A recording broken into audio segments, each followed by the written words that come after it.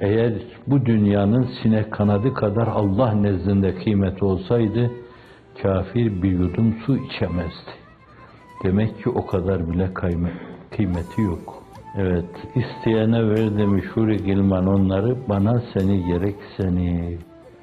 Seni gerek seni Yunus diliyle her zaman virdi zebanımız olmalı. Bizim hususiyle bu davaya gönül vermiş insanların beklentisizlik bence insanın yükünü azaltır. Beklentisizlik. Evet. Celali, cemali bir görme, kahrı, lütfu bir bilme, insanın yükünü hafifletir. Yunus'a ait değil mi? Gelse celalinden cefa, yahut cemalinden vefa, ikisi de cana sefa, lütfun da hoş, kahrın da hoş. Lütfettiği zaman metafizik gerilimle gerilir, oh bedir, elhamdülillah der, bir yönüyle şükre vesile olacak davranışlarına yeni davranışlar eklersin. Atımı ben bir kere daha mahmuzlamalıyım dersin. Birkaç sarp yokuş daha aşmalıyım dersin.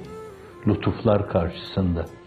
Kahrı da gördüğünde dersin ki, galiba ben bazı şeyleri rantab değerlendirmediğimden dolayı şefkat tokatı olarak kulağımı çekiyor, aklını başına al diyor. Dikkatli ol diyor. Sen burada bir misafirsin. Misafir bir yerde mukim gibi davranamaz. Burası senin evin değil. Bir handır burası. Konan göçer, konuk eğlenmez. Bu mısrada yine Aziz Mahmud Huzay Hazretlerine ait.